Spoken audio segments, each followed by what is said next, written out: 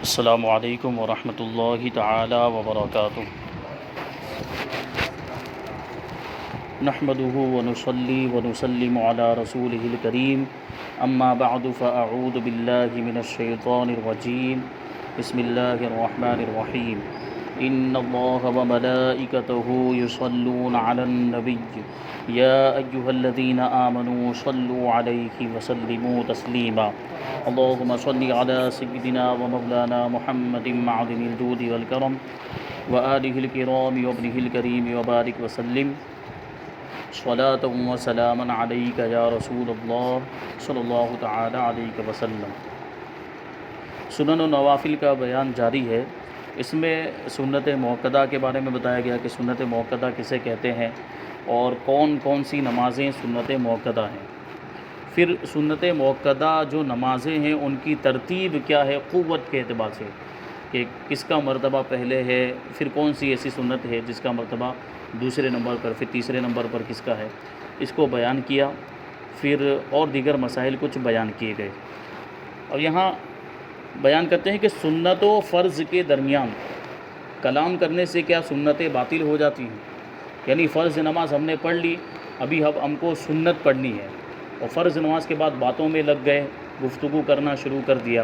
اب اگر سنت پڑھتے ہیں تو کیا وہ سنت شمار میں آئے گی یا وہ باطل ہو جائے گی؟ یعنی بالکل بھی شمار میں نہیں آئے گی، یا پہلے والی سنت جو جیسے ظہر میں 4 رکعت سنت پڑھتے ہیں پھر فرض پڑھتے ہیں، تو سنت پڑھنے کے بعد گفتگو میں لگ گیا، بات چیت میں لگ گیا،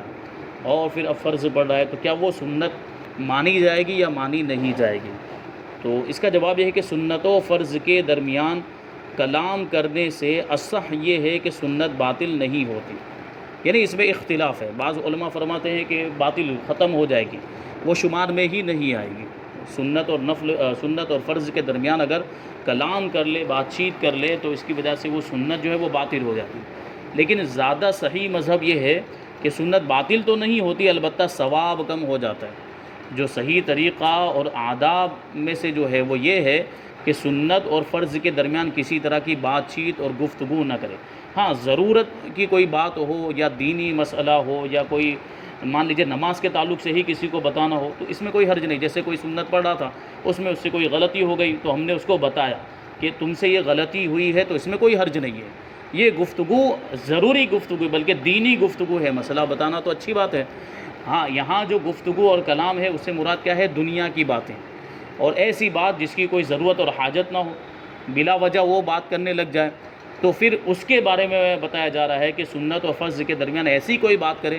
تو اس بات کی وجہ سے سنت کا ثواب کم ہو جاتا ہے۔ کہ ضرورت کی بات ہے یا دینی مسئلہ بتا رہے ہیں تو ایسی صورت میں کوئی حرج نہیں ہے۔ کبھی ایسا ہوتا ہے کہ ہمارے سامنے ایک شخص نماز پڑھ رہا ہے، 4 رکعت پڑھنی ہے، اس کی جگہ پر اس نے 3 رکعت پر ہی سلام پھیر دیا یا 2 رکعت پر سلام پھیر دیا، تو ہم اس کو بتاتے ہیں کہ بھائی تو نے تو 2 ہی رکعت پڑھی ہے یا 3 ہی رکعت پڑھی ہے، تو پھر اس کو جو ہے کہ خیال آتا ہے تو وہ اپنی نماز کو مکمل کرتا ہے۔ تو یہ اس طریقے سے کچھ ضروری چیزیں ہوتی ہیں وہ بتانے کی اجازت ہے، لیکن دنیا کی گفتگو کرنے کی اجازت نہیں ہے، اس سے ثواب کم ہو جاتا ہے۔ سنت غیر مؤکدہ اور مستحبہ کون سی ہیں؟ سنت غیر مؤکدہ کا مطلب بتایا گیا تھا کہ جس کا کرنا ثواب ہے، نہ کرنے میں کوئی گناہ نہیں۔ سنت جس کے پڑھنے میں ثواب ہے غیر مؤکدہ، اور نہ پڑھیں تو کوئی گناہ بھی نہیں ہے، یعنی نفل کا جو حکم ہے تقریباً وہی حکم سنت غیر مؤکدہ کا بھی ہے۔ تو یہ کون کون سی نمازیں ہیں سنت غیر مؤکدہ؟ بیان کرتے ہیں عشاء و عصر کے پہلے، عشاء سے پہلے جو 4 رکعت پڑھی جاتی ہے، اسی طرح عصر کے پہلے جو 4 رکعت پڑھی جاتی ہے وہ سنت غیر مؤکدہ ہے۔ نیز عشاء کے بعد 4 رکعتیں ایک سلام سے پڑھنا مستحب ہے۔ یہ عشاء کے بعد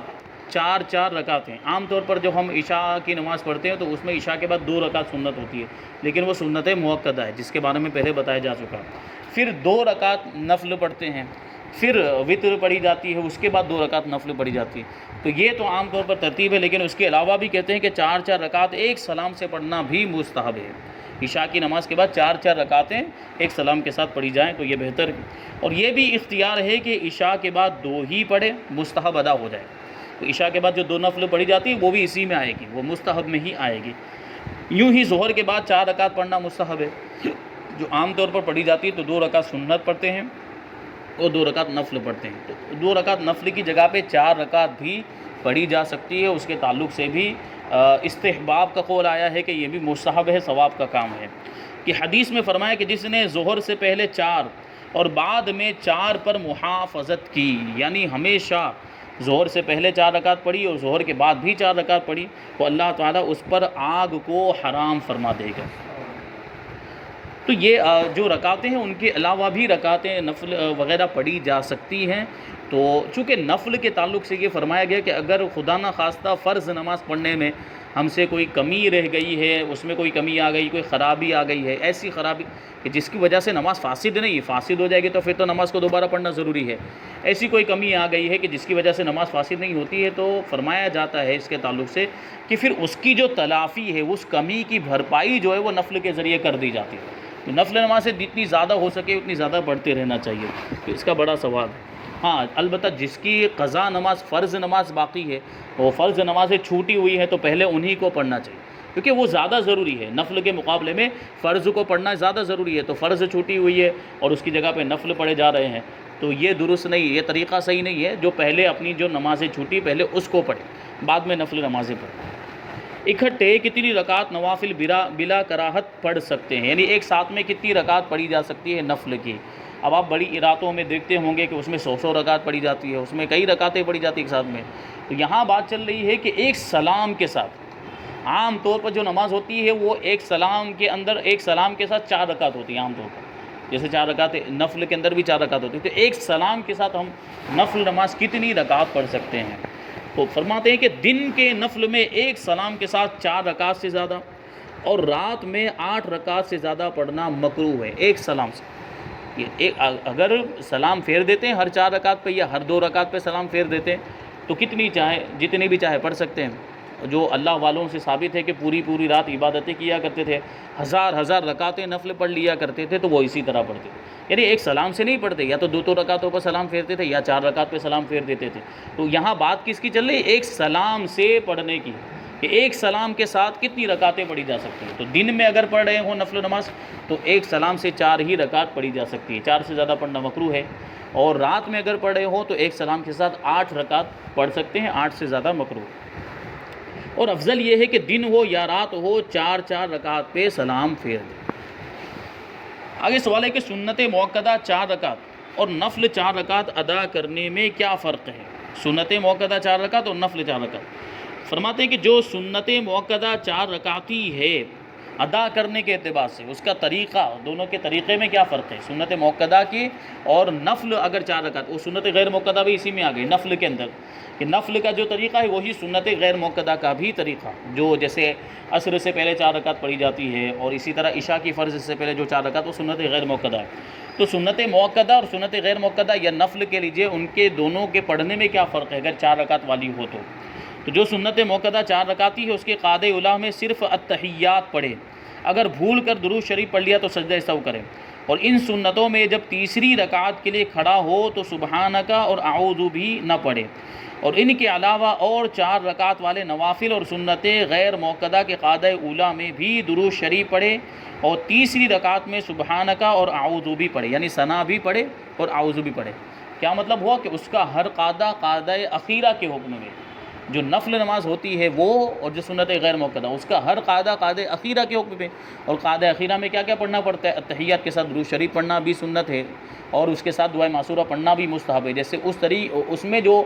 طریقہ ہے وہی طریقہ یہاں پر بھی ہے۔ پھر یہ حکم ہے کہ جب تیسری رکعت کے لیے کھڑا ہو تو نفل ہے یا سنت غیر موقدہ تو پہلے ثنا پڑھے گا پھر اعوذ بھی پڑھے گا۔ تو یہ جو دونوں اس کے بارے میں پہلے بھی بتایا گیا کہ اس کی جو 2 رکعت، ایک شفاع جو ہوتا ہے، یہ 2 رکعت جو ہے یہ الگ نماز کے حکم میں ہوتی ہے، اور باقی کی 2 رکعت یہ الگ نماز کے حکم میں ہوتی ہے۔ اور جب آدمی اپنی نماز شروع کرتا ہے اور پہلی رکعت ہوتی ہے تو اس میں کیا پڑھتا ہے؟ پہلے ثنا سے شروعات کرتا ہے، پھر اعوذ بھی پڑھتا ہے۔ تو اگرچہ جو ہے کہ وہ نماز ایک ہی سلام کے ساتھ پڑھی جا رہی ہے، لیکن پہلے قاعدے کے اندر درود شریف بھی پڑھنا ہے، دعائے معصورہ بھی پڑھنا ہے، پھر جب کھڑے ہوں گے تو گویا کہ وہ 2 رکعت الگ ہوگا، یہ 2 رکعت نئی یہاں سے شروع ہو رہی ہے، تو اس میں پھر سے ثنا پڑھیں گے اور اعوذ بھی پڑھیں گے۔ لیکن سنت مؤکدہ کے اندر ایسا نہیں، سنت موقدہ کو اسی طریقے سے ادا کرنا ہے جس طریقے سے فرض پڑھتے ہیں اور جس طریقے سے واجب پڑھتے ہیں۔ البتہ قرات کا فرق ہے کہ فرض کے اندر بعد کی 2 رکعتوں کے اندر صرف سورہ فاتحہ پڑھنا ہے، جبکہ سنت موقدہ کے اندر چاروں رکعتوں کے اندر سورہ فاتحہ کے ساتھ سورت بھی ملانی ہے۔ تو یہ ہے ان سنتوں میں جب تیسری رکعت کے لیے کھڑا ہو تو یعنی سنت مؤکدہ کی بات کر رہے ہیں، سنت مؤکدہ میں جب تیسری رکعت کے لیے کھڑا ہو تو سبحانک اور اعوذ بھی نہ پڑھے، اور ان کے علاوہ اور 4 رکعت والی نوافل اور سنت غیر مؤکدہ کے قاعدہ اولیٰ میں درود شریف پڑھے اور تیسری رکعت میں سبحانک اور اعوذ بھی پڑھے، بشرطے کہ 2 رکعت کے بعد قاعدہ کیا ہو، 2 رکعت کے بعد قاعدہ کیا ہو تبھی وہ سبحانک اللہ یعنی ثنا اور اعوذ پڑھنے کی بات آئے گی، ورنہ پہلا سبحانک اور اعوذ باللہ کافی ہے۔ منت کی نماز کے قاعدہ اولیٰ میں بھی درود پڑھے اور تیسری میں ثنا اور تعوذ بھی پڑھے۔ منت کی نماز یعنی کسی نے منت مانی، نظر مانی کہ اگر میرا یہ کام ہو جائے گا تو میں اتنی رکعت پڑھوں گا، تو یہ جو نماز ہے اس کا بھی طریقہ وہی ہے جو نفل کا طریقہ ہے، یعنی قاعدہ اولیٰ میں بھی درود شریف پڑھنا، دعائے معصورہ وغیرہ بھی پڑھنا ہے، اور اگر 4 رکعت ہے تو تیسری رکعت کے لیے جب کھڑا ہوگا تو ثنا اور تعوذ بھی پڑھنی۔ نفل گھر میں پڑھنا افضل ہے یا مسجد میں؟ اور اسی میں سنتیں بھی آ گئی، جو سنتیں ہیں جو پہلے کی سنت پڑھی جاتی ہے، فرض سے پہلے جو سنتیں پڑھی جاتی ہے اور فرض کے بعد جو سنتیں پڑھی جاتی ہے وہ گھر میں پڑھنی چاہیے یا مسجد میں پڑھنی چاہیے؟ تو بیان کرتے ہیں کہ نفل نماز گھر میں پڑھنا افضل ہے، اور اگر یہ خیال ہو کہ گھر جا کر کاموں کی مشغولی کے سبب نوافل فوت ہو جائیں گے یا گھر میں جی نہ لگے گا اور خشوع کم ہو جائے گا تو مسجد ہی میں پڑھیں۔ اور آج کا جو ماحول ہے اس کے اعتبار سے یہ جو طریقہ رائج ہو گیا یہ اسی وجہ سے رائج ہو گیا۔ عام طور پر جو نمازیں ہیں سنت ہو یا نفل سب کہاں پڑھی جاتی ہے؟ مسجد کے اندر ہی پڑھتے ہیں۔ مرد حضرات کی بات چلی، عورتیں تو پوری نماز گھر میں ہی پڑھیں گی، ان کو تو مسجد میں آنے کی اجازت نہیں۔ یہاں کس کی بات چل رہی؟ مرد حضرات کی بات چل رہی، تو ان کے لیے بھی یہ حکم ہے۔ افضل تو یہی ہے کہ گھر سے پہلے والی جو سنت وہ گھر سے پڑھ کے آئے، جہاں پہ فرض نماز پڑھے پھر گھر چلے جائے اور باقی کی سنت اور نفل جا کر گھر میں پڑھے، افضل تو یہی ہے۔ لیکن چونکہ گھر میں دیگر معاملات ہوتے ہیں، گھر میں کام دوسرا ہوتا ہے، اس کی مشغولی کی وجہ سے یا فوت ہو جائے گی یا کچھ ایسی چیزیں ہوتی ہیں جس کی وجہ سے ڈسٹرب ہوگا، خلل واقع ہوگا، تو اسی وجہ سے چونکہ مسجد کے اندر سکون اطمینان ہوتا ہے، یہاں پہ آرام سے آدمی جو ہے کہ اطمینان کے ساتھ سکون کے ساتھ نماز ادا کر سکتا ہے، اس لیے حکم یہ ہے کہ اب اس زمانے میں عام طور پر نمازیں سنتیں جو ہیں وہ مسجد ہی میں ادا کی جاتی ہیں۔ نفل نماز اگر شروع کر کے توڑ دے تو کیا حکم ہے؟ نفل نماز کا حکم یہ ہے کہ اگر پڑھتا ہے تو ثواب ہے، نہیں پڑھتا ہے تو کوئی گناہ نہیں، یعنی اس کو شروع ہی نہیں کیا، پڑھا ہی نہیں ہے تو کوئی گناہ نہیں۔ لیکن ایک یہ ہوتا ہے کہ نفل نماز کو شروع کر دیا اب توڑ دیا درمیان میں یا ٹوٹ گئی کسی وجہ سے، تو اب کیا حکم ہے؟ تو جواب ہے کہ نفل نماز قصداً شروع کرنے سے واجب ہو جاتی ہے، اگر توڑ دے گا تو قضا پڑھنی ہوگی، یعنی شروع کر دینے کی وجہ سے اس کو مکمل کرنا اب ذمے میں لازم ہو جاتا ہے۔ بھلے وہ نفلی عبادت ہے لیکن نفلی عبادت کو اگر شروع کر دیا تو نفلی روزے کا بھی یہی حکم ہے کہ نفلی روزہ اگر نہیں رکھیں گے تو کوئی گناہ نہیں ہے، لیکن نفلی روزہ اب رکھ لیا تو توڑ نہیں سکتا ہے، توڑنے کی اجازت نہیں، اگر توڑے گا تو پھر اس کی قضا واجب۔ اسی طرح یہاں پر نماز کے اندر بھی ہے کہ نفل نماز ویسے نہیں پڑھتا ہے تو کوئی گناہ نہیں ہے، لیکن نفل نماز کو شروع کر دیا تو اب اس کو مکمل کرنا واجب ہو جاتا ہے، اب اگر توڑ دے گا تو اس کی قضا کرنی ہوگی۔ 4 رکعت کی نیت کر کے نفل نماز شروع کی تو کیا 4 پوری کرنا ضروری ہے یا درمیان میں 2 رکعت پہ بھی سلام پھیر سکتا ہے؟ تو جواب، نماز نفل شروع کی اگرچہ 4 کی نیت باندھی ہو، جب بھی 2 ہی رکعت شروع کرنے والا قرار دیا جائے گا، جیسے ابھی پہلے بتایا گیا کہ اگرچہ 4 رکعت کی نیت کی لیکن اس میں جو 2 رکعت ہوتی ہیں وہ الگ الگ نماز کا حکم رکھتی ہیں، تو وہ 2 ہی رکعت پڑھنے والا مانا جائے گا۔ اب وہ ساتھ میں ایک ہی سلام کے ساتھ 4 پڑھ رہے ہیں تو وہاں سے دوسری نماز گویا کہ اس کی الگ سے شروع ہو رہی ہے تیسری رکعت سے، تو اس کو بیان کرتے ہیں۔ تو وہ 2 ہی رکعت شروع کرنے والا اگرچہ 4 رکعت کی نیت کی ہو 2 ہی رکعت شروع کرنے والا قرار دیا جائے گا کہ نفل کا ہر شفع یعنی ہر 2 رکعت علیحدہ نماز کے حکم میں ہے، لہٰذا 4 رکعت نفل کی نیت باندھی اور شفع اول یا ثانی میں توڑ دی تو 2 رکعت قضا واجب ہوگی۔ ٹھیک ہے، شفع اول یعنی یہ سمجھے آپ کے پہلی 2 رکعتوں کے اندر نماز کو توڑ دیا تو 2 ہی رکعت قضا کرنی پڑے گی، یا شفع ثانی میں تیسری رکعت ہے یا چوتھی رکعت ہے اس میں نفل نماز کو توڑ دیا ہے تو 2 رکعت کی قضا واجب ہوگی، مگر شفع ثانی میں توڑنے سے 2 رکعت قضا واجب ہونے کی یہ شرط ہے کہ دوسری رکعت پر قعدہ کر چکا ہو ورنہ 4 قضا کرنی ہوگی۔ دوسری رکعت پر قاعدہ نہیں کیا، پھر تیسری رکعت میں نماز کو توڑ دیا ہے یا چوتھی رکعت میں نماز کو توڑ دیا ہے، تو ایسی صورت میں اب 4 پڑھنی پڑے گی۔ آگے بیان کرتے ہیں، بہت اہم مسئلہ ہے، زمانے کے اعتبار سے اس کی ضرورت بھی ہے کہ کیا نفل نماز بیٹھ کر پڑھ سکتے ہیں؟ عام طور پر رواج ہو گیا ہے کہ نفل نماز کے تعلق سے سمجھتے ہیں کہ یہ بیٹھ کر پڑھیں گے تبھی ہوگی، یہ کھڑے ہو کر پڑھ ہی نہیں سکتے ہیں، یہ لوگوں میں مشہور ہے۔ تو بتاتے ہیں کہ کھڑے ہو کر پڑھنے کی قدرت ہو جب بھی بیٹھ کر نفل پڑھ سکتے ہیں، مگر کھڑے ہو کر پڑھنا افضل ہے، زیادہ ثواب ہے۔ کہ حدیث میں فرمایا کہ بیٹھ کر پڑھنے والے کی نماز کھڑے ہو کر پڑھنے والے کی نصف ہے، یعنی آدھا ثواب ملتا ہے۔